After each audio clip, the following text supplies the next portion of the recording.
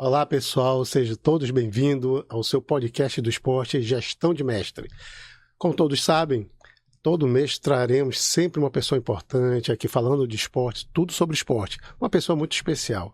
E hoje nós temos aqui uma pessoa muito especial com a gente, falando tudo sobre esporte, principalmente sobre gestão, em particular sobre a gestão do esporte escolar, né? Antônio Hora Filho, muito obrigado pelo convite. Quer dizer, por ter atendido o convite da gente. Sei que o tempo não é fácil para você, é muito difícil. Gente, Antônio Hora Filho tem um portfólio que não é fácil, viu? Aqui a gente fazer uma peneira não foi fácil. Mas eu vou deixar um pouquinho para vocês. Ele é presidente CBDE, Confederação Brasileira do Desporto Escolar, vice-presidente, eu acho que é vice-presidente, estou certo, né? Professor do ISF, International School Sport Federation, certo?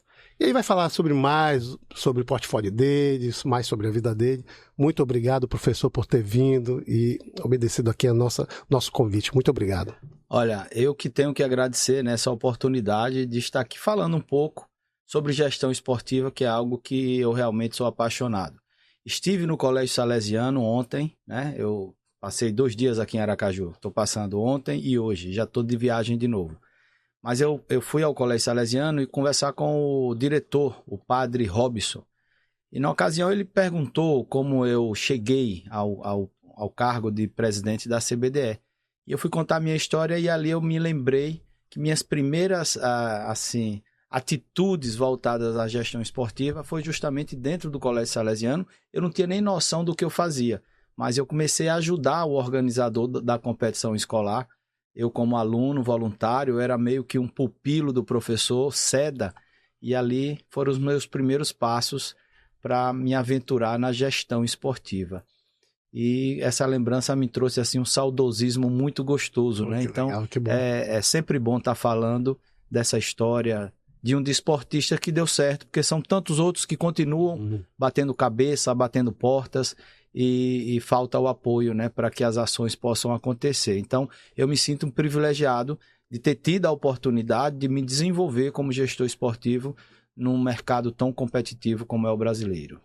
Poxa, que bom. Olha, e é um sergipano, a gente sabe que não é fácil lá fora, né?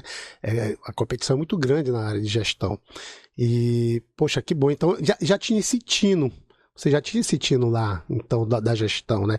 Você já estava ali com uma visão, mesmo inconsciente, mas já estava, né? É empírico, né? É algo que é espontâneo, que você não percebe, você vai absorvendo compromissos, responsabilidades, sem planejar. E quando você se vê, você já está numa posição que aí, nesse caso, você precisa estudar.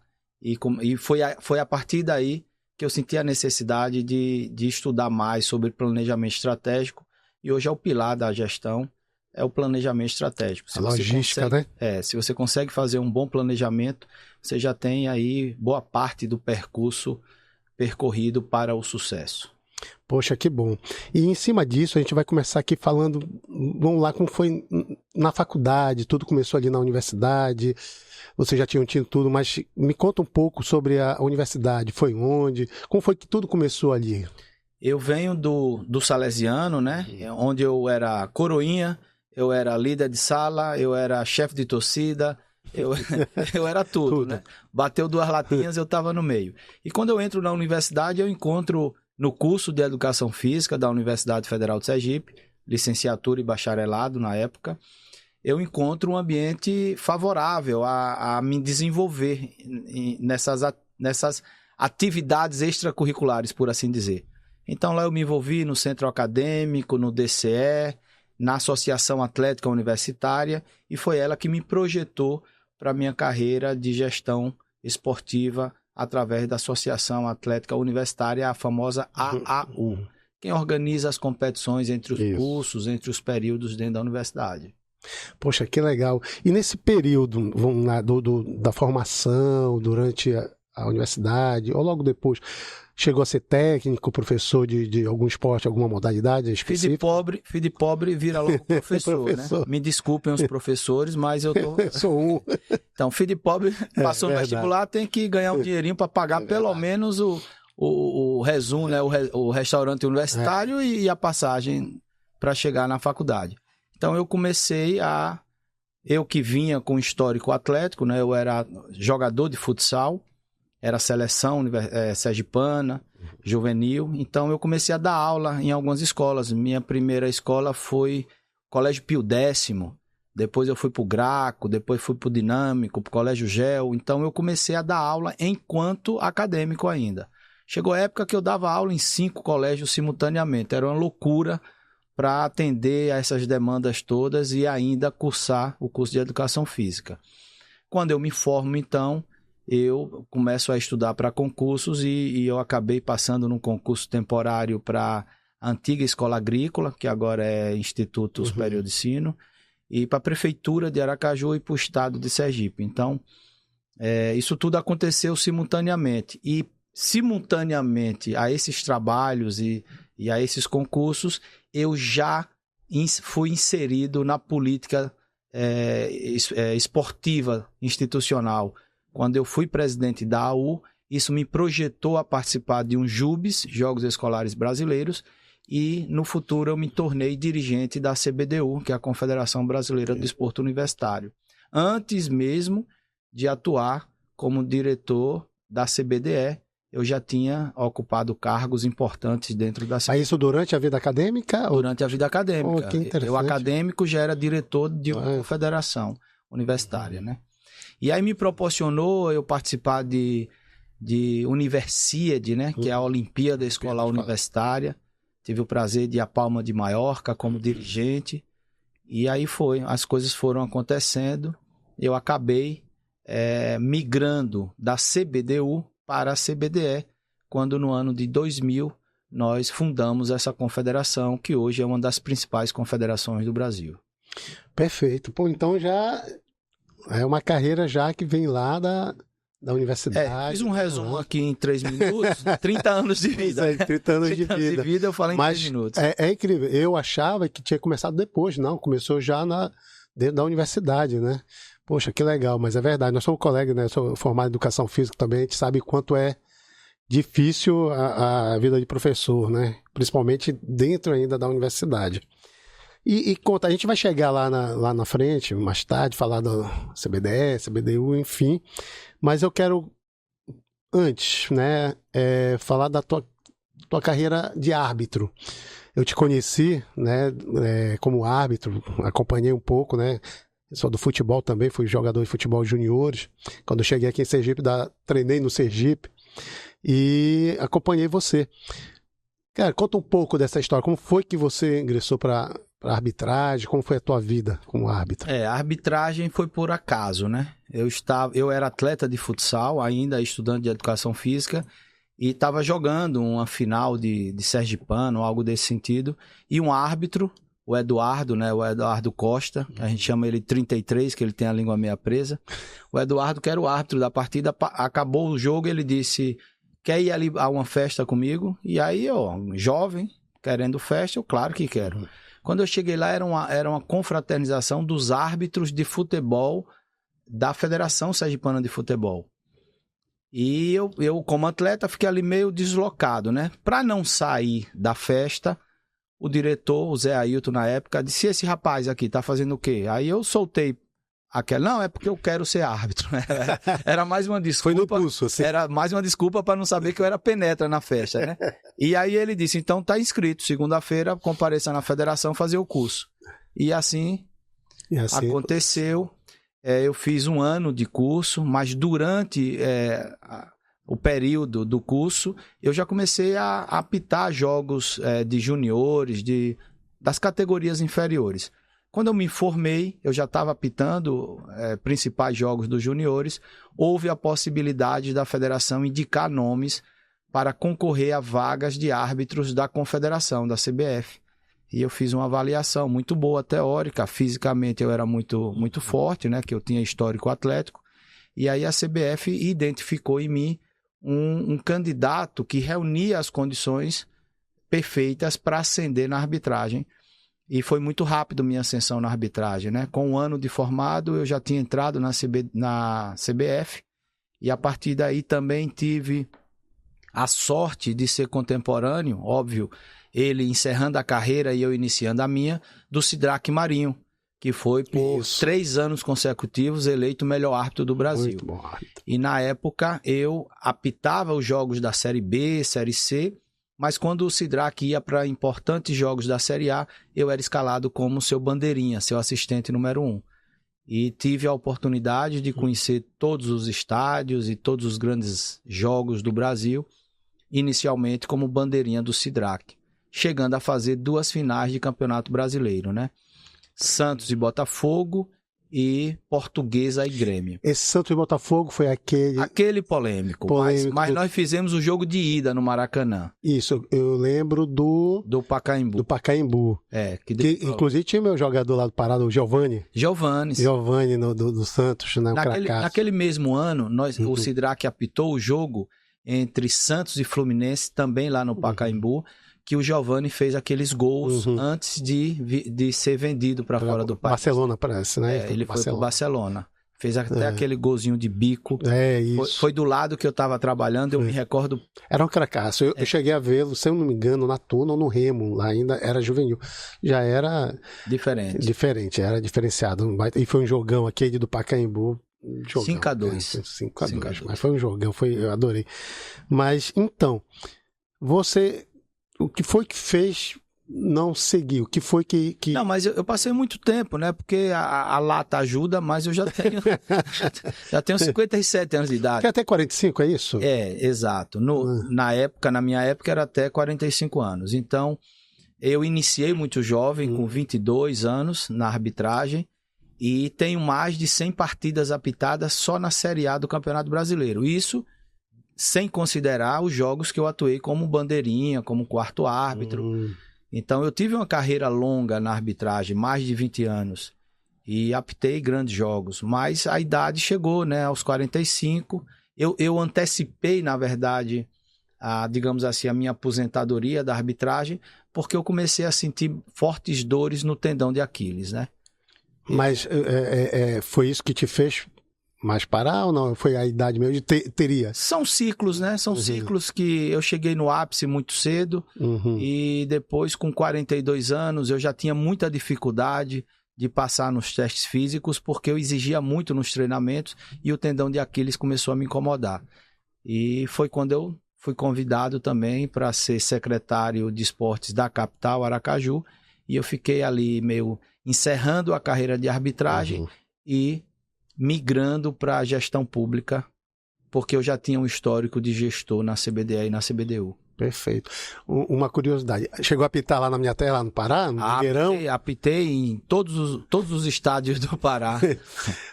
Apitou o jogo do meu Remo, espero que tenha vencido. Apitei muitos jogos. São três estádios lá, né? A Curuzu, do Paysandu, o Bainão, que é do Remo, e o Mangueirão, que é o completo. Tem da Tuna. E da Tuna, eu apitei nos 4. O Souza, chamado. Apitei no da Tuna também. Um jogo meio-dia. Usa e Bahia. Era um monte de gente. Uma neve, né? Não, frio. Um sol para cada um. O repórter da Rádio Sociedade da Bahia desmaiou dentro de campo. Tive que parar o jogo. Meio-dia? Meio-dia. Foi um jogo festivo. Que festa, hein? Tava lotado, porque cobraram R$1 para entrar e ganhavam uma latinha de Skol. Eita, aí ia lotar mesmo. Ainda mais que é da Tuna, né? Que é o terceiro time lá, então tem de portugueses, inclusive. E ele é muito aberto, o estádio lá é muito aberto, então o sol, né? Mas lá no Curuzu, no seu estádio, no Curuzu, no seu estádio, eu tomei muita sopa de tacacá nas costas. Exato, eu entendi. A Curuzu é do Paysandu e eu digo sempre pro pessoal daqui que é engraçado lá em Belém que são rivais, né? O Paysandu muito grande, mas os estádios são bem próximos, é questão de 2 quarteirões, se eu não me engano, um pro outro. Verdade. E é assim também na sede social, são na mesma avenida. Então o basquete, o vôlei, quando vou jogar, é na mesma avenida. Então é muito próximo. Essa sopa de tacacá, vou explicar, né? Pessoal que os internautas não sabem o que é. Lá faz um caldo, uma sopa com o tucupi, né? O tucupi. Tem o tacacá e o tucupi. Não, porque o tacacá é o prato típico. Com a goma, né? A goma. Não, o tacacá é o prato todo. O prato todo. Aí leva o tucupi, camarão, a goma E o jambu.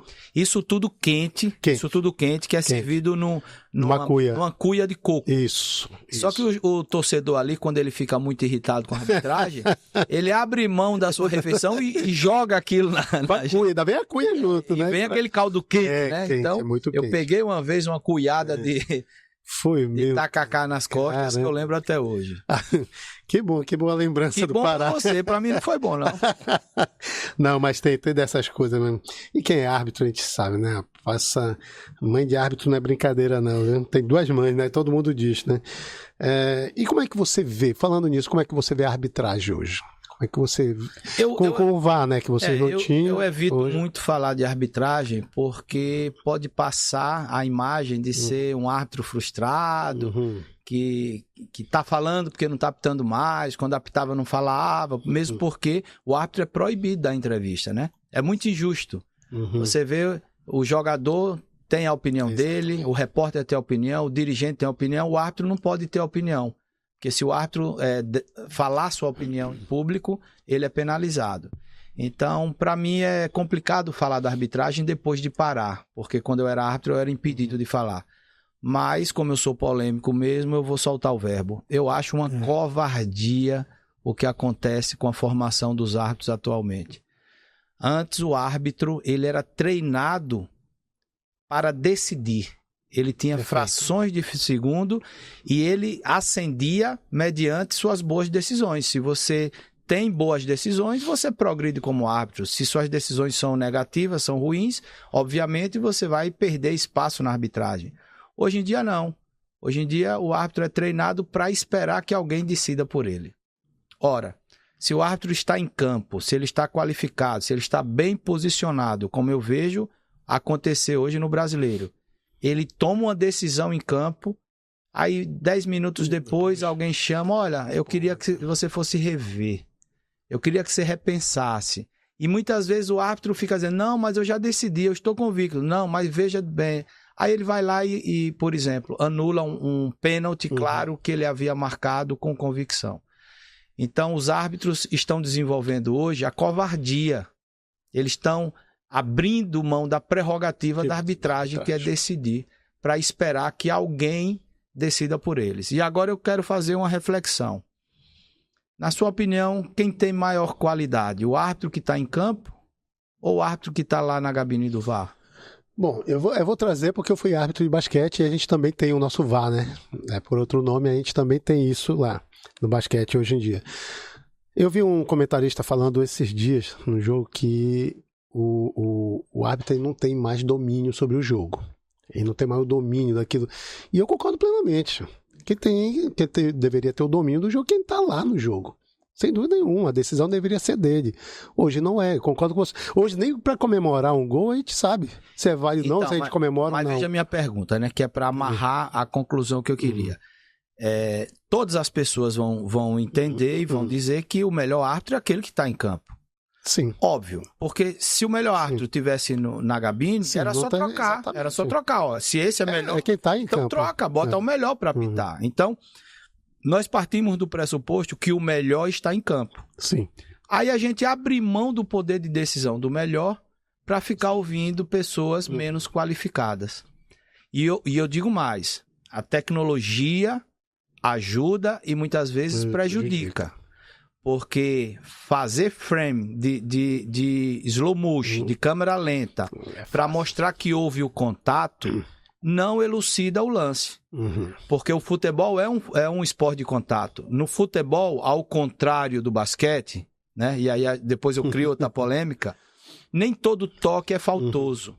É permitido o contato físico, desde que aquele contato não seja suficiente para impedir a progressão, para impedir o equilíbrio, ou seja, todo contato é permitido se ele não causar um dano à jogada e ao adversário. No basquete, não.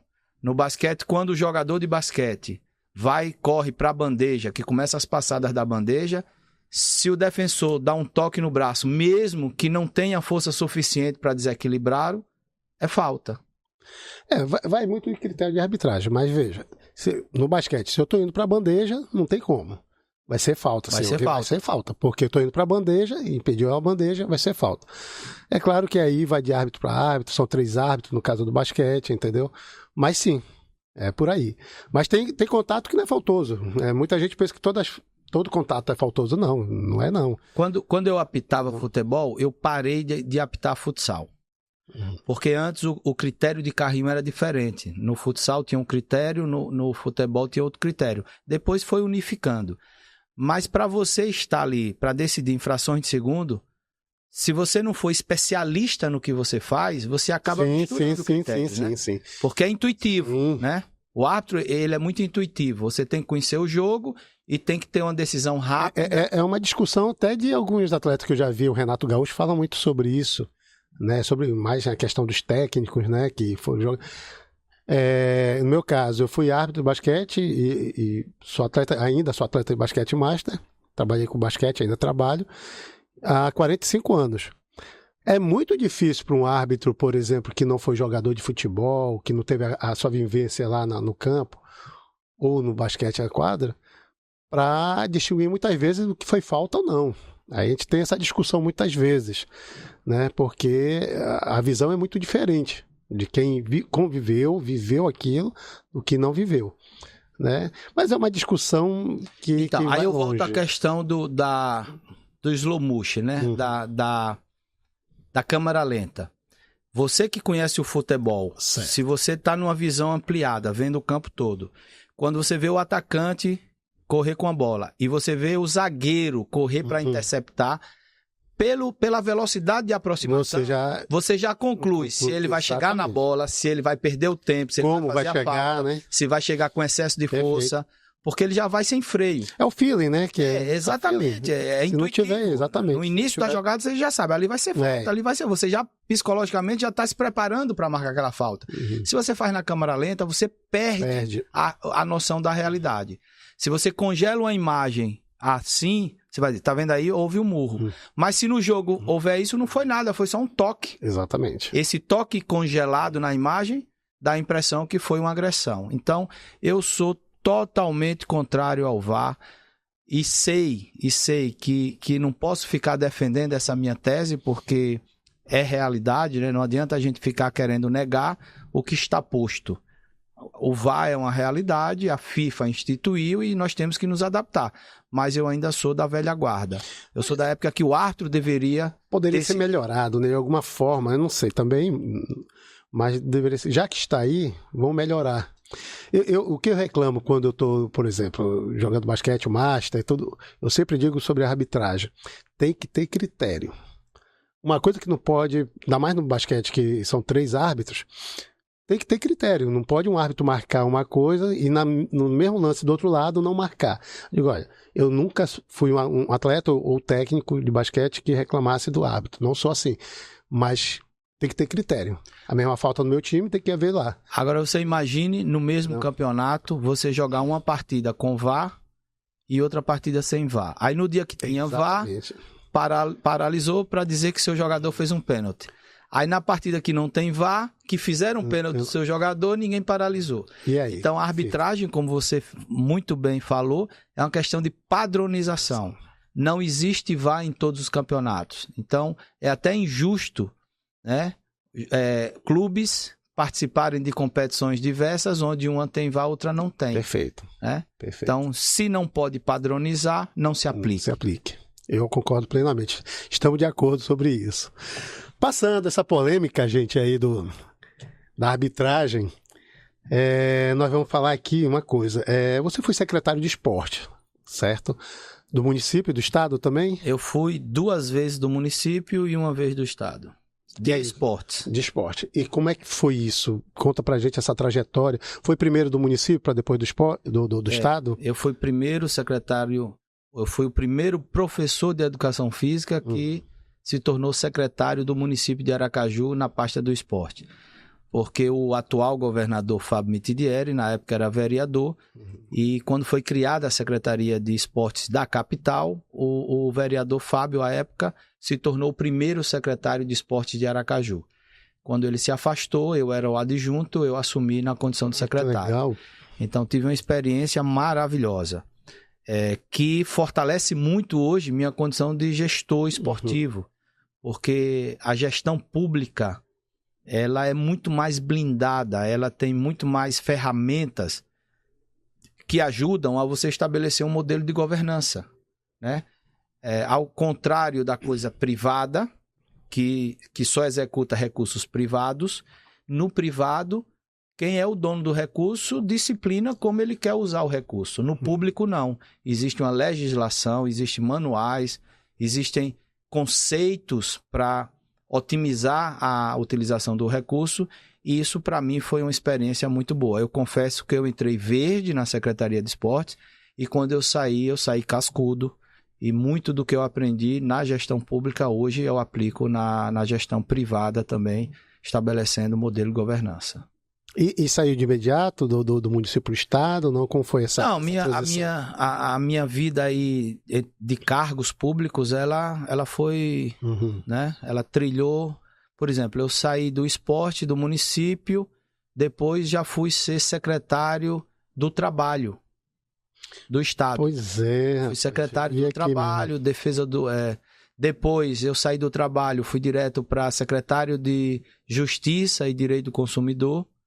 Passei mais 2 anos como secretário de Justiça, ajudando a administrar os presídios do estado. E aí foi outro aprendizado muito importante. Porque foge, né? Da tua trajetória que foi toda no esporte. Foge da gestão esportiva, né? Mas isso contribuiu muito para a minha formação de gestor. Então, esses conceitos de gestão, essa necessidade imperiosa de planejar, porque no esporte, como a gente não tem recurso, a gente planeja pouco, né? De última hora as coisas acontecem, mas na coisa pública não. O orçamento que está sendo utilizado esse ano foi aprovado o ano passado. Então, para você ter uma previsão de ter algum evento esse ano, você tinha que ter pensado nele um ano anterior.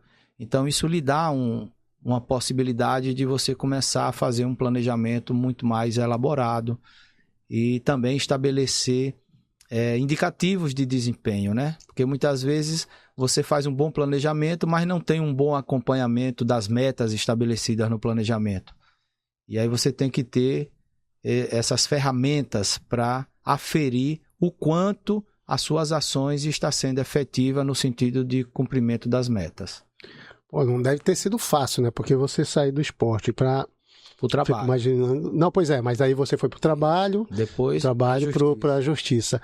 Então, assim, você navegou aí, pô, não é fácil. E da justiça não é fácil. Eu que sou policial civil, né? Trabalho na segurança pública, a gente sabe que é uma pasta muito, muito difícil, né? Difícil principalmente porque, na minha época, a capacidade dos nossos presídios, a quantidade de presos que o sistema foi feito era para 2 mil presos. E na prática tinha 4.500 presos. Ou seja, para cada lugar disponível tinha que botar praticamente 3 pessoas. E nós não estamos falando de pessoas que estão em suas residências com suas vidas. Elas estão privadas de liberdade, né?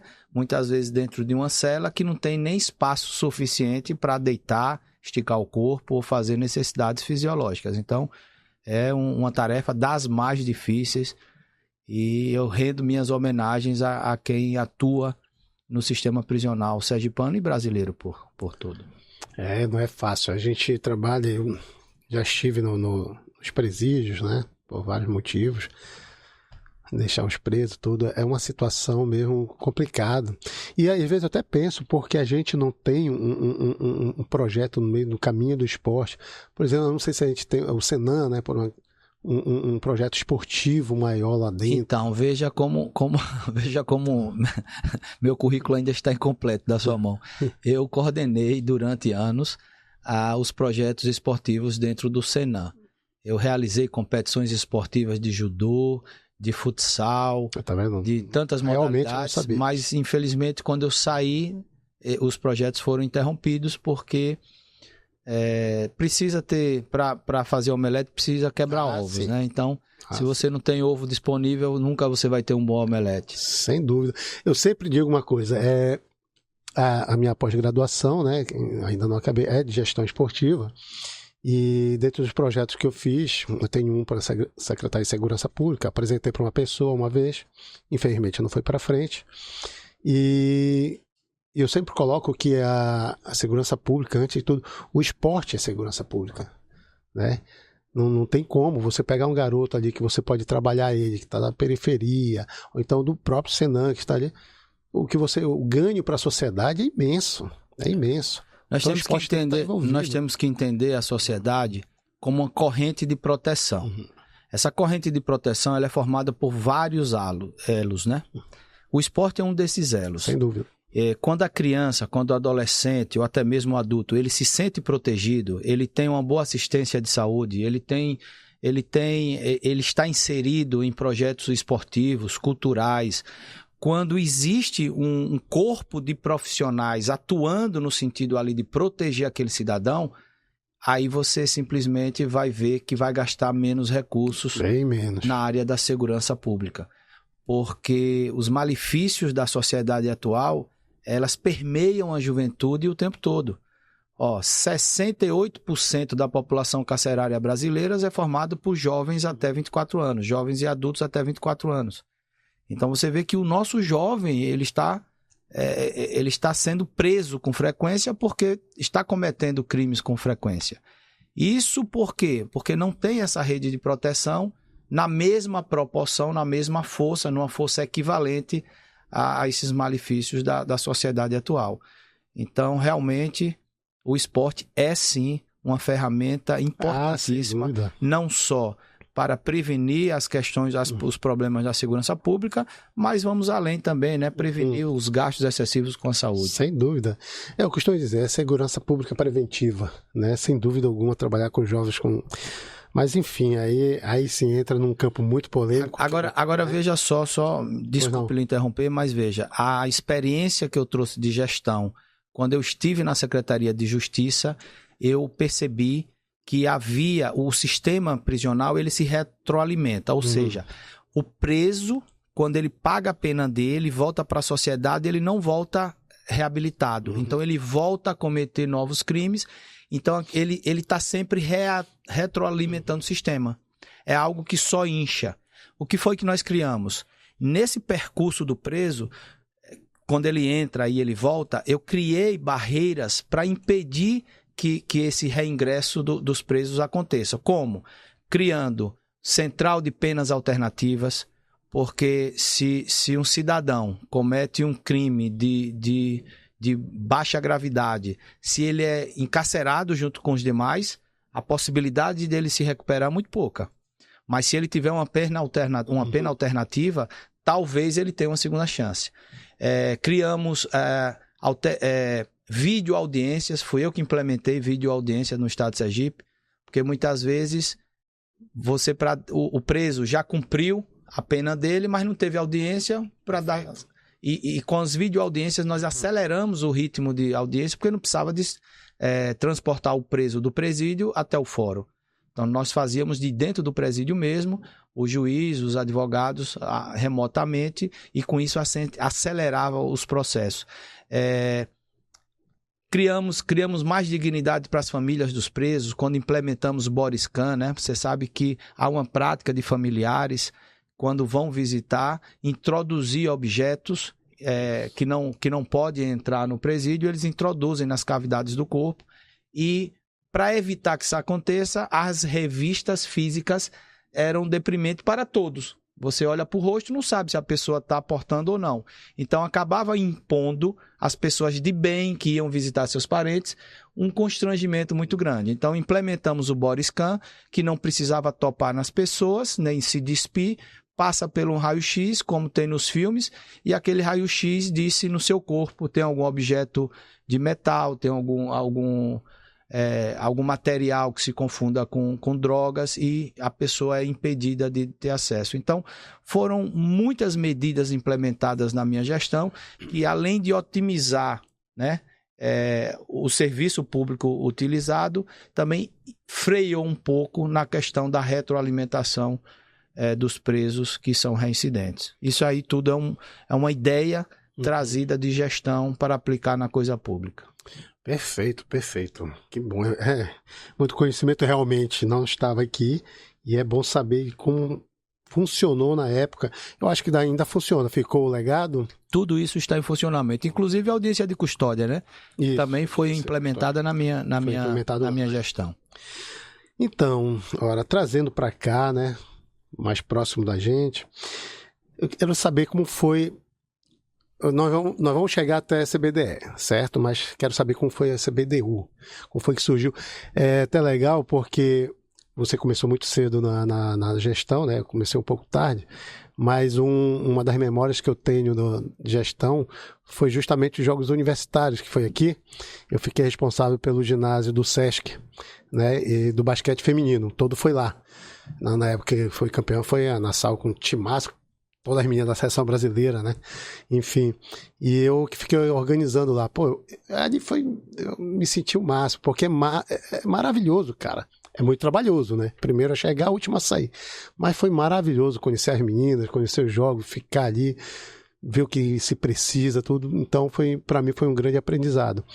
E vi como funcionava mais ou menos, um pouquinho só dos jogos universitários. Cara, me conta aí. É maravilhoso, né? Mas é muito bom, né? Né? Porque é uma linguagem que é compreendida pelo jovem, né? Quando um adulto tenta passar uma mensagem para o jovem, naturalmente existe uma certa resistência. Mas quando uma linguagem que é absorvida através do esporte, a gente pode passar mensagens ali para a formação da cidadania, né? Então, os valores que envolvem o esporte, eles são essenciais na formação da cidadania. E essa minha passagem na CBDU foi uma passagem onde eu já era árbitro de futebol profissional, então era meio dividido, eu viajava muito para apitar jogos pela CBF e nos momentos vagos eu participava como diretor da CBDU. Tive a oportunidade de organizar vários jogos universitários, tive a oportunidade de viajar com o Brasil, né, com os representantes do Brasil para participar de ginásio, de Universiade, que é a Olimpíada deles. E tive uma experiência muito grande. Tive muitos contatos também com pessoas maravilhosas que eu trago contatos pro resto da vida, né? Pessoas assumiram clubes, assumiram confederações, estão todas encaixadas aí no sistema esportivo nacional e é bom a gente ter esse histórico de relacionamento com essas pessoas que são muito bem encaixadas. E foi em 99 a 2005 que eu tenho aqui, né? Foi Se isso? você citar aí é verdade, porque no seu papel não mente. Minha cabeça para lembrar a Ana, eu sou terrível. Eu tenho aqui, né, a nossa querida Simone, que é sua secretária, que mandou aqui. Um abraço também a ela, que foi super gentil. 99 a 2005. E só colocando aqui, foi a Uninassal de Pernambuco que foi campeã feminina aqui. Que eu acho que foi... Já está na tua gestão, quando foi aqui? Não. Eu já estava na CBDE. Porque eu fiquei lá... 15, eu acho, não foi? A Jogos Universitários? Jogos Universitários aqui, 2015. Mas desde 2005 eu estava na CBDU, mas desde 2000 eu já militava na CBDE. Em 2013 eu assumo a presidência da CBDE. Pronto, então conta pra gente esse CBDE. Como foi essa transição? Foi convite de quem foi? Como foi que... Como eu falei, nós viajávamos pela CBDU e em uma dessas competições internacionais nós descobrimos que existia uma federação internacional do desporto escolar, a International School Sport Federation, e que o Brasil não participava dessas competições. Então, quando nós retornamos ao Brasil, um grupo de professores de diversos estados se reuniu e criamos as federações estaduais. Na sequência, nós instituímos a confederação. Desde o começo desse movimento que eu faço parte, mas eu venho galgando, né, cargos dentro da CBDE, já fui diretor técnico, já fui diretor de relações nacionais, já fui tesoureiro, já fui vice-presidente.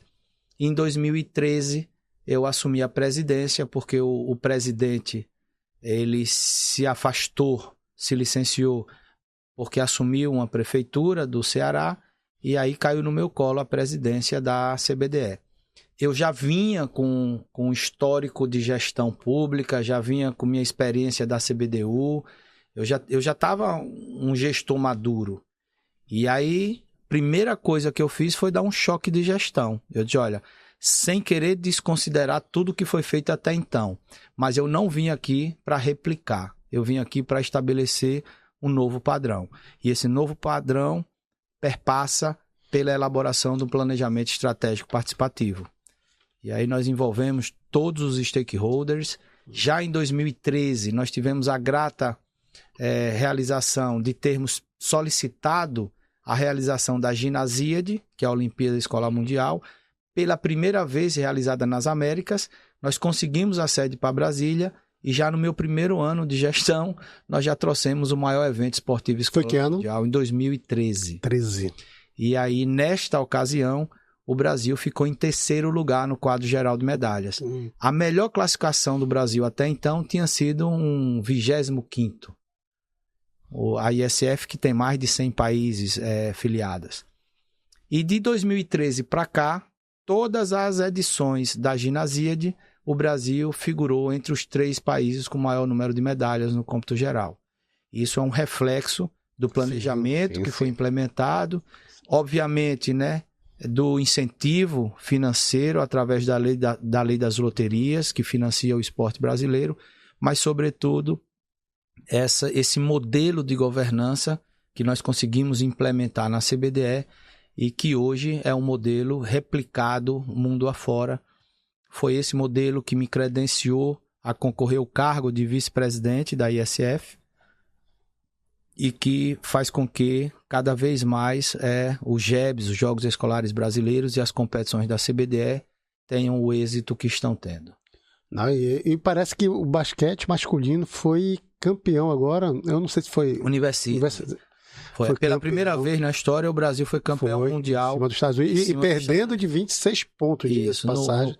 No quarto. E virou o jogo, foi maravilhoso. E quando foi agora, recente também foi campeão de outro torneio, o Global Gym, se eu não me engano, não estou bem certo, foi campeão em cima dos Estados Unidos novamente. Isso tudo já é reflexo das políticas da CBDE e da CBDU. Por quê? Esse Green Team, vamos dizer assim, universitário hoje, de basquete, a universidade dá bolsas. Então, ao longo desses 20 anos de trabalho, as universidades e as escolas também começaram a acreditar no projeto. Se ela sabe que vai ter um mundial, no ano anterior, no planejamento dela, ela já disponibiliza umas bolsas para os melhores atletas, já bota para treinar, ganha a competição nacional e vai disputar a internacional. Então, há uma rotina hoje nos empresários de querer ter o retorno de imagem, né? O marketing da sua escola ou da sua universidade ganhar uma competição, e com isso está favorecendo o desenvolvimento do esporte e o desenvolvimento humano, né? Porque são muitos atletas beneficiados com essas bolsas e acabam tendo sua formação superior gratuitamente através do esporte. E vocês têm, uma curiosidade, vocês têm essa fomentação do basquete, ou qualquer esporte, outros esportes universitários, dentro das universidades, vocês têm essa ligação direta com as universidades? Como é essa linguagem com as universidades? Então, hoje eu estou exclusivo na CBDE, né? Eu já atuei na CBDE e na CBDU, mas a CBDU hoje ela tem esse contato direto com as universidades, inclusive as universidades disponibilizam bolsas para que a CBDU possa distribuir entre os atletas de destaque. Já a CBDE, a gente tem um contato direto com as escolas.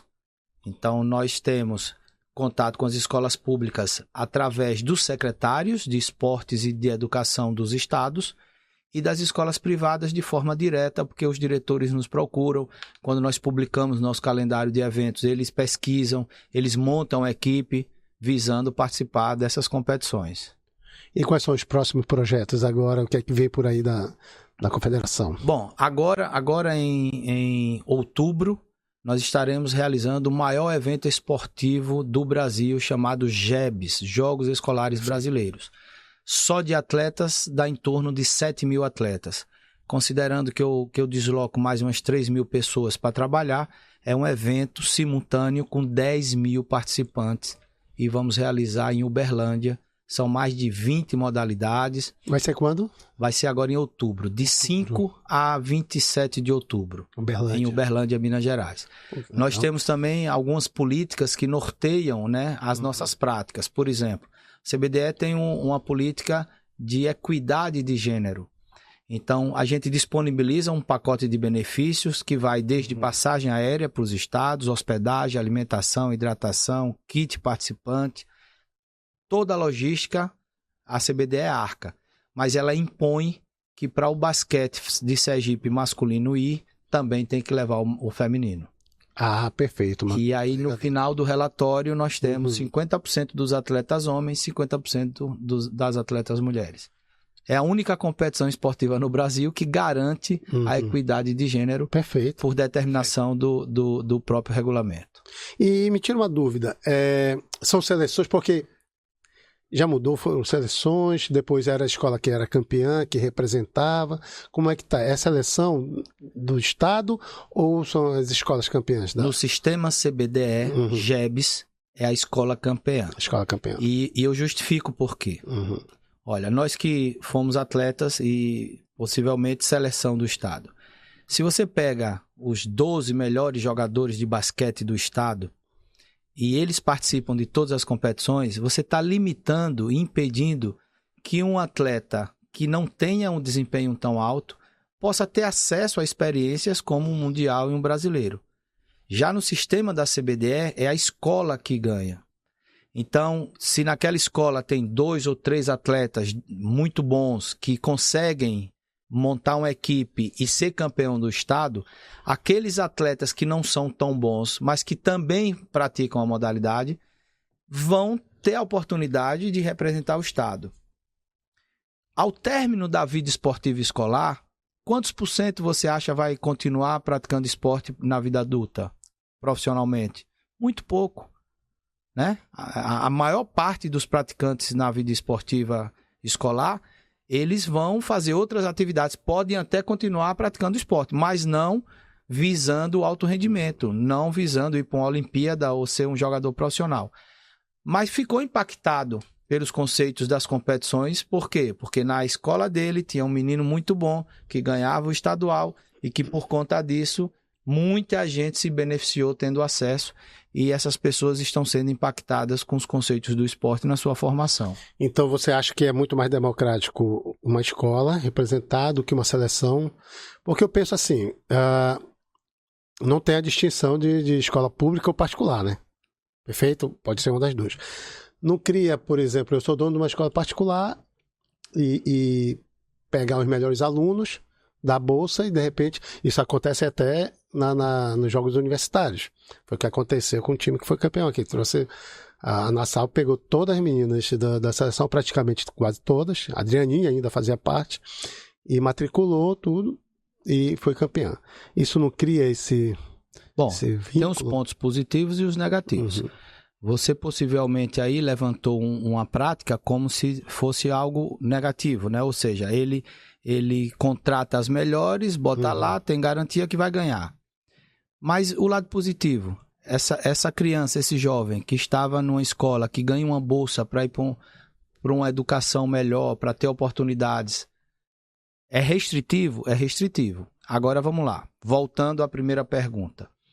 O nosso esporte é educacional, não é de rendimento. Nosso esporte é educacional. Qual é o principal objetivo do esporte educacional? É ganhar a competição? Não. É contribuir para o desenvolvimento humano. Teoricamente, sim. O esporte educacional é uma ferramenta, é um instrumento do processo de educação. Então, se você diz, ora, é mais democrático a escola participar, o que é que você entende? O que eu entendo é o seguinte, eu preciso dos dois modelos. Eu preciso do modelo do rendimento. Para quê? Para selecionar os mais aptos e estabelecer os melhores que irão ter uma vida esportiva longa, que vão ser atletas olímpicos, que vão ser campeões mundiais. Eu preciso. Que caberia aos clubes, no caso, no Brasil. Pronto, agora você, no Brasil. Agora você matou a charada. Esse sistema é o sistema federativo. Cada modalidade tem uma cadeia federativa. Os clubes, as federações, as confederações e o COB, o Comitê Olímpico Brasileiro. Então é um percurso que os melhores atletas de cada modalidade vão percorrer naturalmente.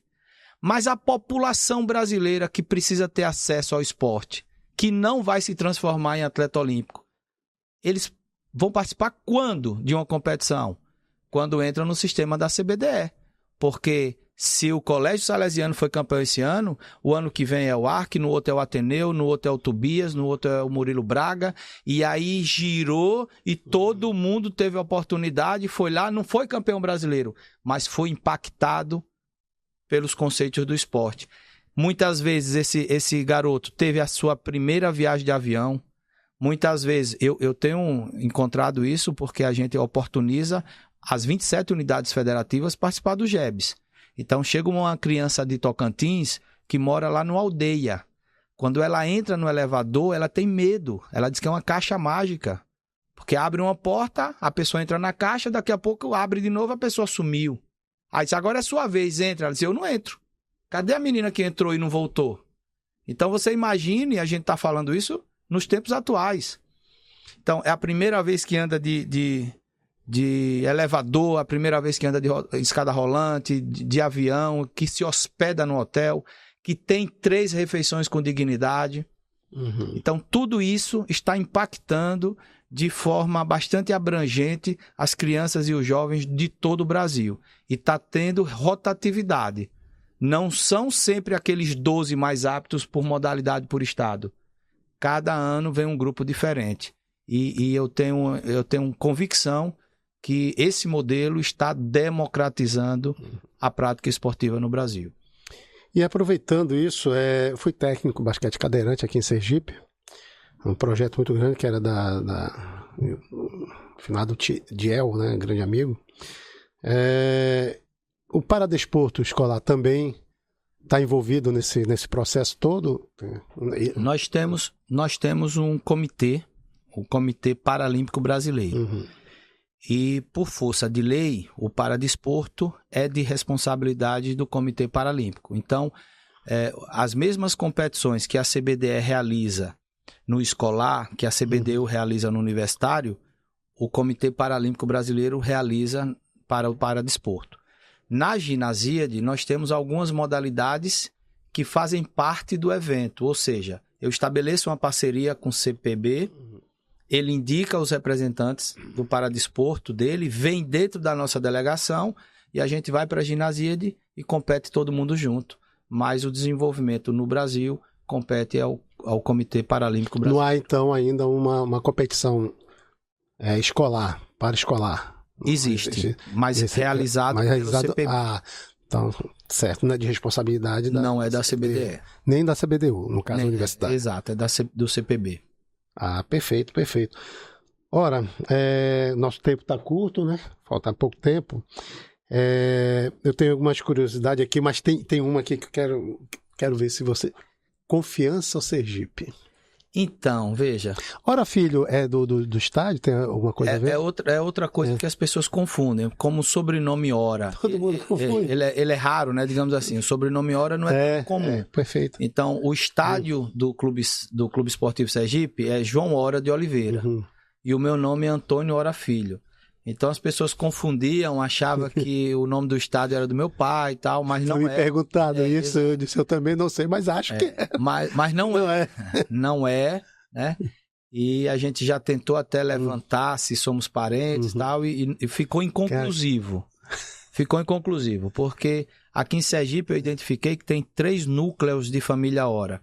A minha, que é de Canhoba, tem uma em Lagarto e uma em Itaporanga. A gente tentou estabelecer alguma relação, mas foi inconclusivo. Mas você me perguntou, Sergipe ou Confiança? Então, quando eu era criança, antes de pensar em sonhar em ser árbitro de futebol, eu torci pelo Sergipe. Eu era criança e tal, mas meu pai não me deixava ir para o estádio, né? Eu morava ali no bairro São José, era muito perto do Batistão, mas eu não tinha o hábito de frequentar estádio de futebol. Depois que eu fiquei adulto, aí eu comecei a ter contato com muitos adultos que eram Confiança. Então, a gente acabava assistindo o jogo juntos, de televisão, e depois o Confiança teve essa fase do Vamos Subir Dragão. Eu estava como secretário de Estado, acompanhei o Confiança em algumas ocasiões, e aí criei aquele sentimento positivo em relação ao Confiança. Então, se você me perguntar hoje, se é Sergipe Confiança, hoje eu já estou em dúvida. Eu acho que eu vou ser Itabaiana. Itabaiana. Sempre no Pará a gente é Tuna, né? Quando quer sair do aperto, diz que é Tuna, né? Diz que é Tuna. No Rio de Janeiro é o Ameriquinha, né? América. Não, mas perfeito, é por aí mesmo. Eu torço para os dois. Eu tenho uma ligação mais que seja quando eu cheguei de Alagoas para cá, treinei nos profissionais, mas só fui treinar umas 3, 4 vezes naquele timaço que tinha Lênito, Elenilson, enfim, era um timaço. E tive uma afinidade mais com o Sergipe. Mas eu torço para os dois. Contanto que não seja contra o meu Remo, tá tudo bem. Nós vamos ter uma partida importante agora, né? Isso. Confiança Bahia. E Bahia pela final da Copa do Nordeste. Quero estar lá. Aí eu sou Confiança. Eu sou Confiança. Desde criança. Aí eu sou Confiança. Eu costumo dizer, há 30 anos que eu moro aqui, já tenho um filho que é sergipano, e eu costumo dizer, quando me perguntam, pô, cara, tá aqui, é o quê? Eu digo, eu sou um paragipe, um paraense com Sergipe. Então, eu adoro essa terra, espero nunca sair daqui, né? Sair daqui para outro lugar, mas dentro do Brasil é Sergipe. Eu adoro aqui, Aracaju em particular. Ora, muito obrigado, tá? Quero agradecer muito, muito a tua vinda, tirar teu tempo, que a gente sabe que é muito escasso, e ter vindo aqui nos apresentar tanto modelo de gestão. Olha, se eu fosse apresentar tudo aqui, não ia dar o programa todo, só apresentando o teu portfólio. Mas muito obrigado, e obrigado por representar Sergipe, obrigado por nos representar, somos colegas, né, Educação Física, e que o sucesso continue e que vá em frente.